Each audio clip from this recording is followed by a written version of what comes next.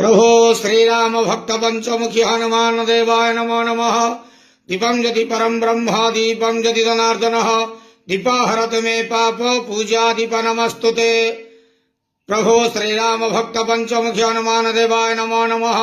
संसार सुखी रखंत नंदे गवार हरि बोलो। समस्त श्रद्धालु भक्त मानंको श्रीपद करंदरंदे गवार हरि बोलो। समस्त श्रद्धालु भक्त मानंकर ग्रह इष्ट खंडन करंदरंदे गवार हरि बोलो। समस्त श्रद्धालु भक्त मानंकर मनस्कवना पूर्ण करंदु आनंदे गवार हरि बोलो। मनोजवारुत तुल्य वेगम जितेन्द्रियं बुद्धिमता वरिष्ठम वातात्मजं वानरतमुख्यं श्रीरामदूतं शरणं प्रपद्ये। संसार सुखी खंदनंदे गवार हरि बोलो।